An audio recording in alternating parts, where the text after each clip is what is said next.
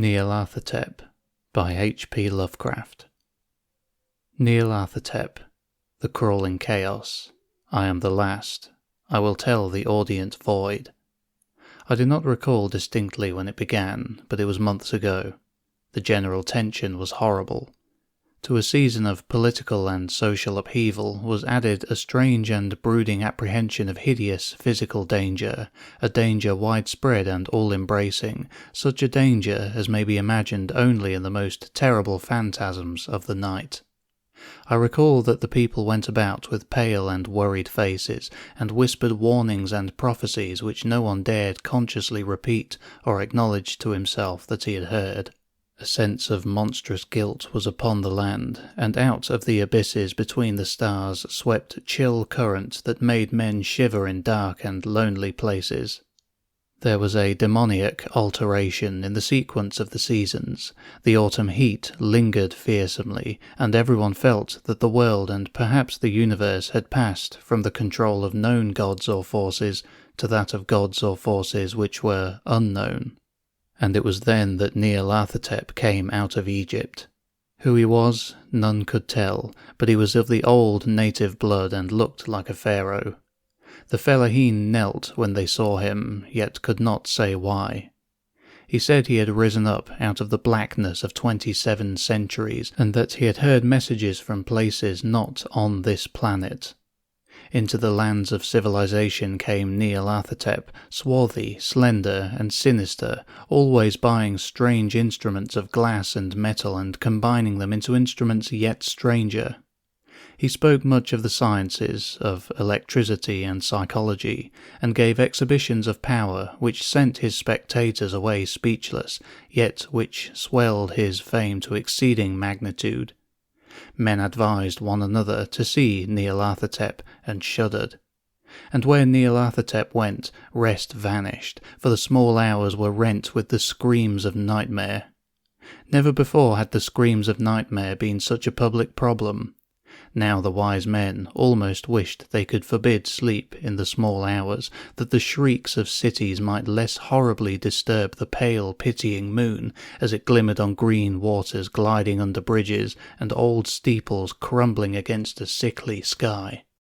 I remember when Nyarlathotep came to my city, the great, the old, the terrible city of unnumbered crimes.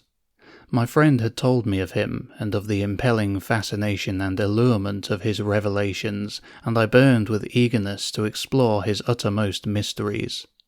My friend said they were horrible and impressive beyond my most fevered imaginings, that what was thrown on a screen in the darkened room prophesied things none but Nyarlathotep dared prophesy, and that in the sputter of his sparks there was taken from men that which had never been taken before, yet which showed only in the eyes. And I heard it hinted abroad that those who knew Nyarlathotep looked on sights which others saw not. It was in the hot autumn that I went through the night with the restless crowds to see Nyarlathotep, through the stifling night and up the endless stairs into the choking room. And shadowed on a screen I saw hooded forms amidst ruins, and yellow, evil faces peering from behind fallen monuments.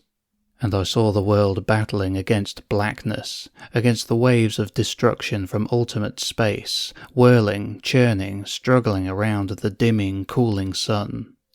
Then the sparks played amazingly around the heads of the spectators, and hair stood up on end, whilst shadows more grotesque than I can tell came out and squatted on the heads. And when I, who was colder and more scientific than the rest, mumbled a trembling protest about imposture and static electricity, Nyarlathotep drave us all out, down the dizzy stairs into the damp, hot, deserted midnight streets. I screamed aloud that I was not afraid, that I never could be afraid, and others screamed with me for solace. We swore to one another that the city was exactly the same, and still alive, and when the electric lights began to fade we cursed the company over and over again, and laughed at the queer faces we made. I believe we felt something coming down from the greenish moon, for when we began to depend on its light we drifted into curious, involuntary formations, and seemed to know our destinations, though we dared not think of them. Once we looked at the pavement and found the blocks loose and displaced by grass, with scarce a line of rusted metal to show where the tramways had run. And again we saw a tramcar, lone, windowless, dilapidated, and almost on its side. When we gazed around the horizon, we could not find the third tower by the river, and noticed that the silhouette of the second tower was ragged at the top. Then we split up into narrow columns, each of which seemed drawn in a different direction. One disappeared in a narrow alley to the left, leaving only the echo of a shocking moan. Another filed down a weed-chocked subway entrance, howling with a laughter that was mad. My own column was sucked toward the open country, and presently felt a chill which was not of the hot autumn. For as we stalked out on the dark moor, we beheld around us the hellish moon glitter of evil snows. Trackless, inexplicable snows swept asunder in one direction only, where lay a gulf all the blacker for its glittering walls. The column seemed very thin indeed as it plodded dreamily into the gulf. I lingered behind, for the black rift in the green-litten snow was frightful, and I thought I had heard the reverberations of a disquieting wail as my companions vanished. But my power to linger was slight. As if beckoned by those who had gone before, I half floated between the titanic snowdrifts, quivering and afraid, into the sightless vortex of the unimaginable. Screamingly sentient, dumbly delirious, only the gods that were can tell. A sickened, sensitive shadow writhing in hands that are not hands, and whirled blindly past ghastly midnights of rotting creation, corpses of dead worlds with sores that are cities, charnel winds that brush the pallid stars and make them flicker low.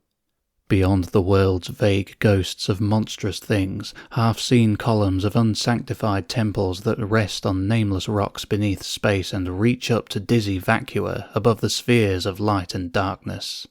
And through this revolting graveyard of the universe, the muffled, maddening beating of drums and thin, monotonous whine of blasphemous flutes from inconceivable, unlighted chambers beyond time. The detestable pounding and piping whereunto dance slowly, awkwardly, and absurdly the gigantic, tenebrous, ultimate gods, the blind, voiceless, mindless gargoyles whose soul is Nyarlathotep.